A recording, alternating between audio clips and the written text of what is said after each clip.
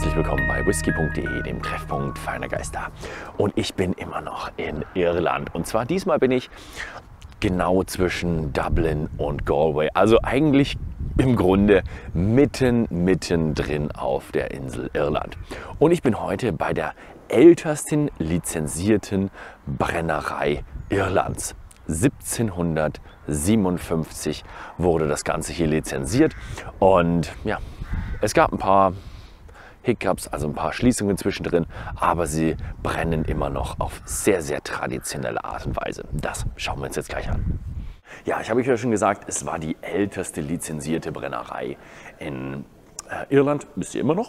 Und hinter mir sieht man die alte Brennblase noch. Man weiß nicht genau, man denkt 190 Jahre alt, aber ja, man weiß es nicht ganz so genau. Und jetzt erzähle ich euch mal ein bisschen über die Vergangenheit, sehr, sehr spannende Vergangenheit.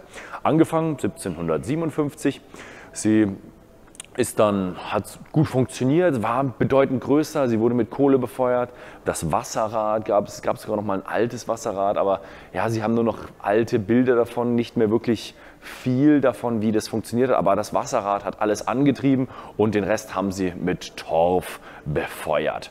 Später wurde dann noch eine Dampfmaschine eingebaut für die Zeit, wo sie nicht genügend Wasser hatten, aber die meiste der Zeit liefen sie mit dem Wasserrad.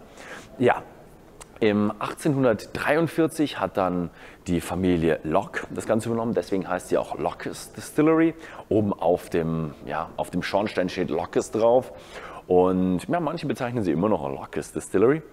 Aber ja, die haben das Ganze hier richtig gut gelaufen. Das ging mit John und nochmal John mehrere Generationen so. Und das Interessante ist, wir haben ja immer so zwei Punkte im irischen Whisky. So einmal haben wir 1830, da wurde die kontinuierliche Destillation erfunden und dann kam richtig viel preiswertes Zeug, richtig viel billiges Zeug auch in den Markt und hat den Markt überschwemmt. Die Preise sind im Keller und so viele Brennereien sind dort pleite gegangen, weil sie alle gesagt haben, nee, wir wollen nicht die fraktionelle Destillation, der Whisky hat kein Herz. Die Brennerei hier hat nie eine fraktionelle Destillation gehabt. Sie haben immer mit Pot Still gearbeitet und sie sind trotzdem nicht pleite gegangen. Vielleicht, weil sie keine wirklichen Kosten hatten, weil sie ja eine Wasserrad hatten und eigentlich nie irgendwie für Elektrizität so wahnsinnig bezahlen mussten oder wahnsinnig viel Gas, Strom oder Kohle kaufen mussten, haben sie es dann geschafft und sind durchgekommen, sind nicht pleite gegangen. Der zweite Punkt ist, wann sehr, sehr viele irische Brennereien pleite gegangen sind, war irgendwann um 1920 rum. Denn 1918 gab es Prohibition in den USA, keine Exporte mehr in den USA, schon ganz schlimm für die ganzen Brennereien. Und dann gab es die Unabhängigkeit in Irland 1920 und dann hat das United Kingdom gesagt, okay, dann werden wir euch boykottieren und der ganze Commonwealth auch, also Kanada, Australien, Indien, Großbritannien und wie sie alle heißen, da konnte man auch nicht mehr exportieren. Das war auch richtig schlimm, aber die Brennerei hat es trotzdem noch geschafft. Irgendwann ist es doch das Business mal irgendwann runtergegangen, 1954 war es dann zu Ende. Der Stock wurde verkauft, ein Deutscher hat es aufgekauft, die ganzen hier, der hat dann Schweine reingebracht und es wurden mal Autos hier drin verkauft. Aber das Dorf hat auch immer wieder zur Brennerei gehalten und wollten die Brennerei restaurieren. Sie wollten vielleicht so ein bisschen Museum draus machen. Aber irgendwann ist dann ein Mann namens John Teeling gekommen und hat die Brennerei aufgekauft, hat sie wieder aufgebaut und hat gesagt, nein, ich mache hier wieder eine Brennerei draus. Denn der kam von Cooley, einer anderen sehr großen Brennerei, und der hat gesagt, nee, ich mache hier wieder ein Business draus. Und 2007 hat die Brennerei dann wieder angefangen, Whisky zu brennen. Und das war damals noch auf dieser alten Still. Die Still ist aber richtig, richtig alt. Und sie wurde dann irgendwann bis 2019 wurde sie verwendet, 2019 wurde sie dann ersetzt, weil man schon nachgemessen hat, oh, das Ding ist super, super dünn, es ist vernietet und ob das noch hält, das ist uns zu gefährlich. Hat dann ein Replikat davon anfertigen lassen, was sehr, sehr schwierig ist, weil solche Stills werden eigentlich nicht mehr gebaut. Aber sie konnten dann den renommierten Brennblasenbauer aus Schottland überzeugen, dass er ihnen genau die Still wieder nachbaut. Der hat es wahrscheinlich auch so ein bisschen als interessantes Projekt genommen und sie haben jetzt wieder eine Replikation dieser Still, eine neue Still, auf der sie jetzt brennen. Ja, dann ist am Ende ist noch ist die Kilbeggan Brennerei mit Cooley von Teeling zu Beam verkauft worden, also ist jetzt Teil von Beam Suntory. Und jetzt schauen wir uns mal ein bisschen an, wie das Ganze hier produziert wird. Die Produktion fängt natürlich wie immer an mit den Zutaten Wasser und Malz. Das Malz unten wird in einer sehr kleinen, mittelalten Rollenmühle grob geschrotet und wird aber in einer sehr klassischen Art und Weise hier eingemashed. Also es wird Wasser aufgedreht, Wasser strömt rein und dann hat man einfach nur eine Schraube, die das mit dem Wasser vermengt und wird dann hier eingewaschen. Das darf dann einmal so ein bisschen einwirken über Nacht und dann fangen sie an mit der Sprinkleranlage, die verschiedenen Wasser bei verschiedenen Temperaturen das Ganze einzumeischen. Und wir kommen am Ende auf 6000 Liter Maische bei einer Tonne Gerste. Und was interessant ist, was ich noch nie gehabt habe, ist, diese Mashtannen sind normalerweise rostfreier Stahl oder Gusseisen oder Holz, aber normalerweise ist es dann Oregon Pine oder Douglas Fir, also gewöhnliche Douglasie. In diesem Fall ist es Eiche. Wahnsinnig schön, wahnsinnig interessant, dass man auch wirklich so einen großen Eichenbehälter machen kann. Ist aber kein neuer Eichenbehälter, ist ein gebrauchter Eichenbehälter, den sie gekauft haben. Sonst wäre der wahrscheinlich auch extrem teuer gewesen. Ja. Nachdem wir dann 6000 Liter Mash haben, geht es weiter Richtung Fermentation zu den Washbags. Die Washbags, sehr traditionell hölzerne Washbags, 6000 Liter wird eingefüllt. Sie sind aber natürlich nicht aus Eiche, das wäre viel zu teuer. Und ja, hier drin fermentiert das Ganze dann für 48 Stunden und dann haben wir 7% Alkohol. Hier werden die Geschmäcker im Grunde schon erstellt für den nächsten Schritt, werden kreiert. Aber das Besondere hier bei der Kilbeggan Distillery sind die Brennblasen. Und die schauen wir uns jetzt an, die sind nämlich wirklich ganz anders als normal. Das ganz Besondere bei Kilbeggan ist, der Kilbeggan Whisky wird so produziert, wie man es im 18. Jahrhundert machen würde. Das hier, die Brennblasen, die ihr hinter mir seht, das sind Brennblasen, die sind eher so selbst gebaut, nachempfunden. Also später hat man ja schon professioneller gebaut, aber die waren einfach wirklich eher so rund, damit sie den Druck aushalten und damit sicher waren. Und hier hat man hat natürlich eine Lizenz gehabt bei dieser Brennerei und deswegen hat man schon Parliament Whisky gemacht, aber früher gab es so einen Unterschied zwischen normalem Whisky und Parliament Whisky. Also Parliament Whisky war der lizenzierte Whisky, also auf solchen Brennblasen wurde eben auch normaler Whisky gemacht, nicht dieses ganze lizenzierte Zeug, was wir heutzutage immer probieren und trinken. Ja, das hier ist die Wash Still, 3000 Liter, wird hier durchgebrannt, hier im Spirit Safe kontrolliert, ob alles in Ordnung ist. Und dann kommt es natürlich beim Geschmack auf die Spirit Still drauf an. Sie hatten ihre 190 Jahre alte Spirit Still bis vor kurzem, also bis vor ein paar Jahren noch am Laufen. Bis 2019 haben sie mir gesagt, ist sie noch gelaufen. Warum man diese Still einsetzen konnte, war, weil das eine der Nebenstills früher war, die nur Wasser destilliert hat. Deswegen hat sie so lange durchgehalten. Jetzt haben sie das Equipment lizenziert. Es ist sogar eine Forsyth Still. Also normalerweise kriegt man bei Richard Forsyth nicht so eine Still. Aber sie haben ein Projekt für ihn gehabt und er hat sich hinreißen lassen und hat hier richtig schön eine alte Still, eine 18. Jahrhundert Still gemacht mit einem extrem dünnen Hals. Also, was macht denn so ein extrem dünner Hals mit unserem Destillat? Das Schöne ist, er wird richtig schön süß, fruchtig und leicht. Also es ist ein sehr leichter Spirit, den wir hier brennen. Und die hier hat nur 2000 Liter. Und wenn man einen Washbag destilliert, bekommt man am Ende ca. 400 Liter Rohbrand raus, der dann abgefüllt wird in die Fässer. Die Lagerhäuser von Kilbeggan sind auch ziemlich besonders, denn sie haben einen extrem interessanten, einzigartigen Baustil. Sie sind in den 1940er Jahren entstanden und die Bauweise nennt man Ctesiphon. Das ist nachempfunden dem Palast zu Bagdad, dem Ctesiphon-Palast. Und das ist es ist ein perfekter Halbkreis, also ein Bogen. Und in dem verteilt sich das Gewicht am besten. Also bis zum gotischen Zeitalter war eigentlich alles immer nur mit Bögen gebaut worden.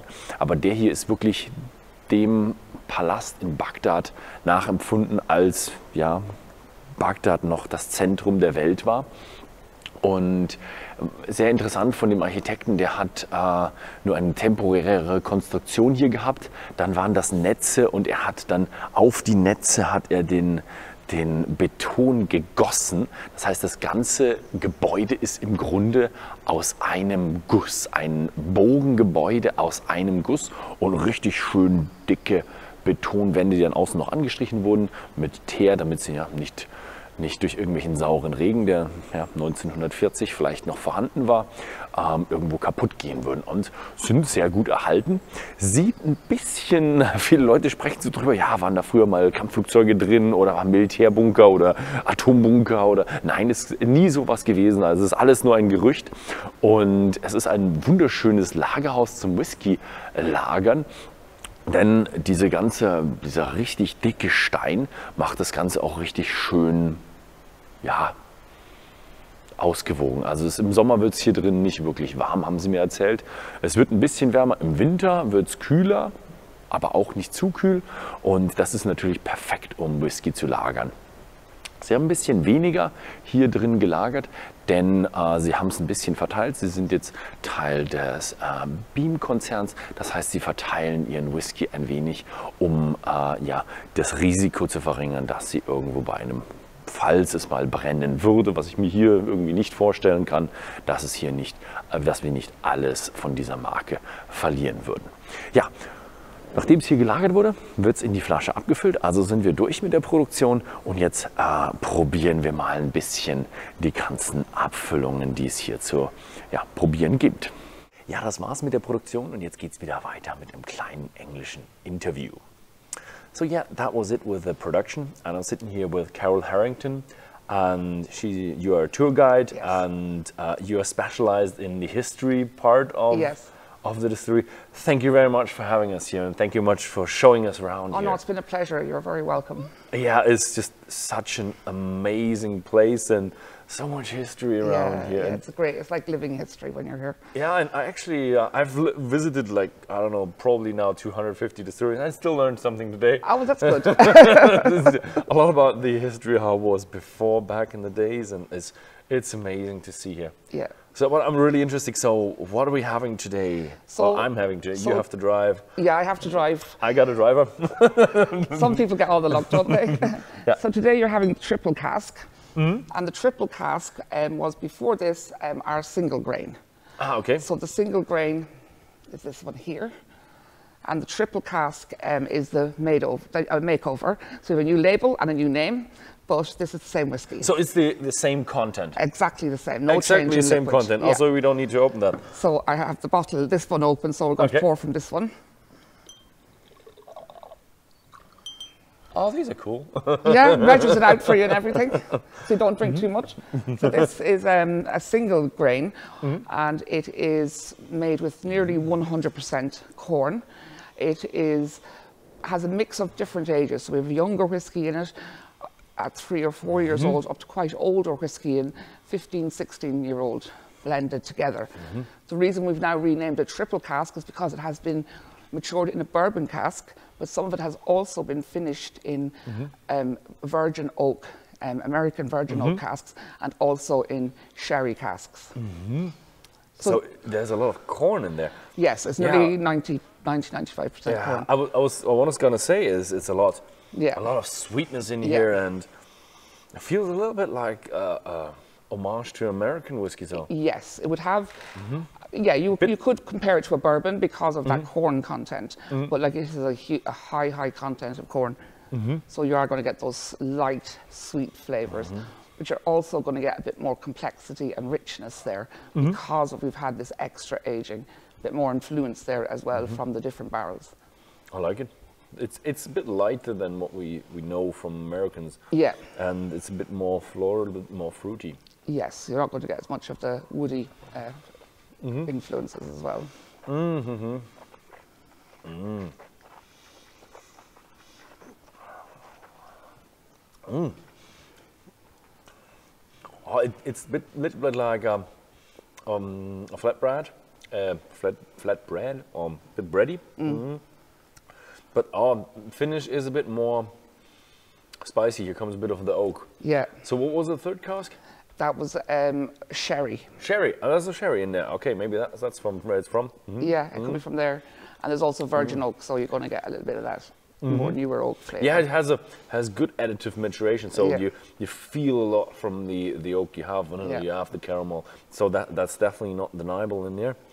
But there is more to it. I like it. Mm. Yeah, it's a really, really good whiskey. Mm-hmm. So, as we said earlier, you have so much good stuff around here. I would even call them really good artifacts of a past time. How did you get all this stuff? So they were very fortunate, as in when they came to restore the buildings here, a lot of things were left as they were. And it hadn't been disturbed. Flying around here? Yeah, yeah. Just like that. And then as they were creating a museum, a lot of people had things from the distillery or from other places, and they brought them and donated them as part of the museum. Like, so we have lists of names of people who donated different things. Oh, nice. So yeah, we're very, very fortunate to be able to have all these artifacts and be able to show what we have as well. Oh, it's such a cool place where you have like a whole cooperage down there. Yeah. You have like all these equipment there. You could have a malting floor with all the equipment. Yeah, we do have like the tiles from the malting floor, and we have just like things that we haven't even put out on display, but we have spirit measures, old Valinches, just lots of different types of equipment. Oh, you probably need some more space then. Yeah. I actually want to go around and just inventory everything we have again, just because there's so much of it, yeah. And it just really adds to the atmosphere for people as well. It feels so authentic then. Yeah, so cool, so cool. So what we have next is pot still. Pot still. So pot still whiskey is an Irish type of whiskey, really, and it came from having malt whiskey, malt barley, which was taxed originally, and in Ireland they would add in unmalted barley, and this became known as pot still whiskey. So malt was taxed for beer and whiskey. Yeah. They're cheeky. And it's necessary. You can't do without it, so you have to have it. And so when they were bringing back production to Kilbeggan again, while we don't have the exact mash bill, we were just wanted to create something that was reflected what was the types of whiskey that was done here. So this is malted and unmalted barley with about 2.5% of oats. Oats? Oats, yeah. Okay. Now the oats would have been used in some of the old Irish whiskies when they were making it here originally, sometimes just for the structure of the mash rather than a lot of flavour. It does add a little bit of something there to it. This is going to have a bit more spice in it because it's pot still whiskey, so you have that unmalted barley in there as well, but it's still quite a sweet flavoured whiskey. Okay, so but you do have a minimum amount of malt, so you don't have enzymes and stuff like. Yes, so this is essentially like 90. In Ireland, I think it's over 90% has to be malted and unmalted barley. Okay. And it should be called pot still. Yeah, but the form, what the concentration of unmalted and malted? They're nearly 50-50. Oh, 50-50? Yeah. Okay, that's a high malted content. High malted content, yeah. Okay. Oh, very different. So what kind of? You're going to get some that malted barley really gives, the unmalted barley gives you that really a kind of a spicy flavour there. Yeah, a spicy flavour, but also some kind of sweetness as well. Sweetness and a bit of a I would say grapey, fruity, something. Yeah. Or is it red apple? I'm not quite sure. It's a mixture. I like it. So, and you have a bit of oat in there. I like that. Yeah. The oats was just added in, and when they were doing the production here, I think it wasn't the easiest way to work with the oats and the malted and unmalted barley. So it's quite an experiment. So this was one of the ones that was done on site here, and is very different to the whiskies that Cooley make. Is that isn't that like hard to mill because oat is a bit? Yeah, there was a bit of difficulty there because they had to. I think they had to do it by hand. You know, they had to feed it by hand, and there was a lot of different. Oh, okay. Yeah. The hand processes are not the most liked ones by staff. And this is in 2010 when they brought the full production back on stream here. So they wanted to, as I said, honour, I suppose, the styles of whiskey and things, because originally they would have used malted and unmalted barley. But also in just one of the interviews that they did with one of the workers that used to work here back in the 30s and 40s, he also said that he knew if they were using wheat in the mash, because it didn't taste as good when you had less malt barley in it and more wheat. So they did mix in other grains sometimes just to make up what they needed. It's great whiskey. It has great quality, yeah. But still, it has a bit of a sour touch to it. It has a bit of a spicy touch to it. A lot of sweetness in there. I would have expected less sweetness in here. No, it is a lot sweeter than you would think now with it. I have to say it's one of my favourites. I expected if for more corn bill. I always thought like corn is the sweet stuff from what you get from bourbon. Probably all their virgin oak cask is going from bourbon. This is nice. I like that. And just like, I suppose it's just the fact that it's so different to the other whiskies that you'd normally get here. And I just have to say I really like this one myself. Now I've seen all the production, and I've actually seen I'm not quite sure how to describe the museum, old distillery. And there's another video coming out where I'm going to show you how a distillery was run like around 1800. And so how much of that equipment is still like in working condition, or how could you get it up? Or? I would say like for the actual equipment itself, maybe 60 to 70%. But you would have to get a lot more like pipe work and all that sort of stuff sorted out. I'm also not sure like if we'd be allowed to from, you know, food safety and all of that. But yeah, it's potentially. And worker safety. And never mind that, the worker safety worker as well. safety. Yeah. Oh yeah. But yeah, there's potential there. Everything kind of, even if it's not working now, like you could connect in the millstones, turn on the mash tun, it would work. Yes, I would say the whole water mill shaft, except for some cogs for the millstones, they were like bit worn. But the mash tun, I would just say, grease it a little bit. Oh yes, yeah. Clutch it in, just go for it. Yeah, absolutely. I think so. Yeah. I think if you'd get the piping done, then you'd probably have yourself a way too big mash tun. I think we might do. Yes, I think we could end up with an awful lot of space. In terms of your mash tun, and then you have washbacks. The washbacks, they looked quite good, but yeah, I think they might leak a bit. Dry. Yeah. It would take a lot of water to get them back into working condition, I would say. Just probably spray them at the beginning and then try to fill them and just get out what's coming under them, and then hopefully they'll but they're big. They're quite big, right? They would hold the washbacks 52,000 litres. 52,000 9 litres. feet high, I think is what they said they were. Yes, and kind of the stills. Okay, the stills outside they are from the old Tullamore still, and direct firing. Maybe not the best thing, but your stills are already like really, really historic in shape. Yes. I really love that. I really love that. But you'd probably get yourself more stills because of what you have in equipment there is for a lot of whiskey. Yes, for an awful lot of whiskey, yes. Yeah. A lot of whiskey. I think that what was in the old distillery had the potential to make 200,000 gallons in a year. 200,000. Which is what, 900,000 litres, if everything was working perfectly. That is quite a lot. Yeah. Yeah, you'd probably need the stills what you have out there to run 900,000 litres. Yeah, you would need a lot. But a bit smaller, I think maybe a bit smaller, Maybe a bit smaller. Okay, so the last one is something really special. I've never had one. The rye. I was about to ask, are you allowed to do it? Yeah, sure, why not? So this one is the second one that we have here that was fully made on site here in 2010. It's 30% rye and then malted and unmalted barley.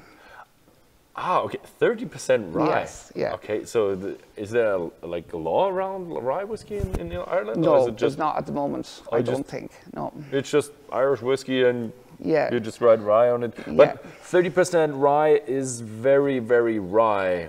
Yes, very, very rye. This really adds a lot of spiciness, the rye to it.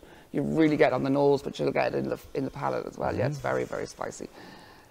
This one was another one that was quite awkward to work with because it was fine. The rye is quite fine, the malted rye. Oh, okay. And so when you're trying to work it in the old mash tuns, it's or the mash tun here, like it was quite a challenge with that it wasn't clogging the base of the mash tun for draining off the liquid. Oh, okay. So was it time, or did someone with something? It just was time. They just got used to it. I think they just had to learn how to work with it because it was quite different. But they were still learning here anyway at that stage, because the production we do here is very, very different to the production we do in Cooley, which would be like most distilleries. You would have computers and all of that, which we don't have. So and here you get it out of the mash tun manually? What was that? Manually, yes. Manually. Yeah. Okay, so yeah, that is hard. So they have to climb in, the distiller, and they shovel out the grain. It's also the rye has a even more spicy touch to it. Oh, definitely, yeah, you're definitely going to get that spicy. But it also has a nice oak touch to it. Yeah, it's very good whiskey. It's good matured as well. Fairly far. So I suppose these two, we don't have any age statements on them. They were both produced in 2010. Rye was released in 2018, and then the pot still in 2019. So you're talking about that kind of age group, but they don't have any definite age statement on them. Oh, that's a strange rye, because you have such a fine distillate, but the rye really comes through. It doesn't come in. Boy, that's a hefty rye. No, it's not like if you were to go and taste like, I suppose, a Canadian rye or American rye, it's very different to that type of whiskey. Yeah, because they distill a lot different than you. But with this one was run down through the small stills, right? Yeah. So that is strange, because when you have it in your mouth, it's like, oh, nice Irish whiskey. And when you just swallow it, you just go, oh, nice Irish rye. yeah. So these two were done here, and they were both run through that old 190-year-old still as well. So, but yeah, and there is anecdotal evidence that they did use rye here sometimes as well originally in the old distillery. Oh yeah, you changed the still in 2019. 2019, so it was run through the oldest, very, very ancient still, 180. I mean, the other one is the same, but this is the 180-year-old still, 180-year-old still. So nice. Older than all of us. Obviously, I think older than any of our granddads. So I like it. I had it in the history section of my video that it was discontinued in 1954, and there was like really stuff going on, like a pig farmer and a car salesman. And unfortunately, they didn't plan to build a supermarket or something like that. Thank goodness. Thank goodness. And so when they brought it back, how did that happen? It started with local volunteers. Oh, okay. Basically, local volunteers decided they were going to do what they could to try and rescue the distillery in the 1980s. And that's where it started. And it was like overgrown. The roofs had come in. There was just, the machinery was all rusted, and they just decided they wanted to try and bring it back to life. Okay. And have a visitor centre here. Okay, and then they brought it back a little bit, and, bit by bit, and tried to do like museum style. And, yes, And how did it end up as a working distillery? So in 1987, Cooley Distillery was founded, and that's where the main production for all our whiskies are today. They brought back the Kilbeggan brand, and at the beginning they were using the warehousing here in Kilbeggan to store their whiskey in. And in 2011, the distillery and the museum part kind of became one under Cooley, because up to that we were separate. We were run by the voluntary committee, and it was at that stage then that Cooley came in then, and sold us all then we ended up then being sold to Beam, Jim Beam, the American whiskey company. But in 2007 we had our 250th anniversary of our first license, and Cooley wanted to bring production back here to honour that, and to make some special brands of whiskey here as well. Okay, and so you brought in, like, what was it, Richard Forsyth and... Yes, and they had got the small still refurbished, and then the wash still was built to the same style as the small still, the right equipment to match it in with it. And then in 2010, they brought in the rest of the production, which was the mash tun and the fermentation vats. Nice. So then you gradually build it up, and Visitor Center was kind of there before, but probably expanded? Yes.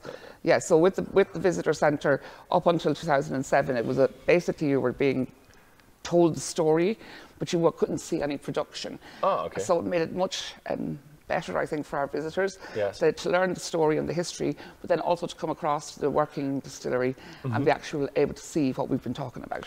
Yeah, it's for me. It's I will follow the story. What you're gonna do in the future. I would love for you to like get it going again. But isn't it like, is it then 2 distilleries, or will you go with like you scrap the? It's still traditional equipment, but this is like really traditional. This one is really traditional, and of course. We would be limited to what we can do with the machinery as well, because it's all protected now, so nothing can be done to change it or do anything too much to it. So. Ah, okay. So it's like heritage, yeah. But yes, yeah. Working heritage would be much cooler. It's just, but I think the equipment is built to last for amazing eternity. Yeah. Yeah. Like our steam engine is from 1887, and it still runs. And 1887. Yeah, and it still runs. Probably the water wheel, the flywheel from the water wheel is just even older. Yeah, oh, that's even older, yeah. And it's just it's just really, really we don't old. keep machinery that long anymore. Yeah, it's not meant to be. Back in the days, they were just planning on it much longer. Yeah, and they make it look nice as well. You know, when you look at it, it's all nicely carved and everything. It always looks well. Yeah. What I also liked, didn't have in my video yet, was your own bottling program. Oh yes, we do a bottle your own, direct from the cask. It's the malt whiskey that's produced here that also went through that very old still. At the moment it's 11 years old, and they can bottle directly from the cask it's been matured in. So it's literally taking it straight out from where it's been resting. Yeah, you just take it out with one of, what's it called? The Valinch, yeah. Some call it the whiskey thief. The whiskey thief, yeah. I like it because that's actually the way you take something out of a cask, where you sample a cask. I've seen that a lot when you get samples from distilleries where they take it out and you're like, want to try it immediately or want to have a sample bottle? Or yeah, exactly, yeah. So people can buy then, and when they come in, they do the whole lot themselves. They take it out of the casks themselves, they fill it into the bottle, fill out the label with all the information, and sign the book as well. Yeah. If you're lucky, then the cask is still pretty full, and you can do it in one take. And I think if it's nearly empty, then you're a long time. Yes. But I think people won't mind. No, it's all part of the experience. Yes. And that is what the distillery bottling is. What kind of whiskey is that? That's Kilbeggan. It's a malt whiskey, single malt. Single malt. Yeah, it's 11 years old at this one that we're doing at the moment. Okay, yeah. So another reason to go to the Kilbeggan distillery, because I don't think single malt is it out on one market or? It's not really out at the moment at all. We have no at single, all. So it's just at the distillery. Just what we have here, and even if they do bring out a single malt, the one we have here is just totally unique because it's a single cask. Oh yeah, sure. It's completely different. You will not get it anywhere else. Yeah. So yeah, I think we're through. Okay. So thank you very much for watching. Hope that was okay. for showing everything. It's just amazing experience. Thank you. I hope everything was okay for you there with the... Yeah, thank you very much for watching. And if you found this video interesting, then please feel free to share it with your friends. And see you next time.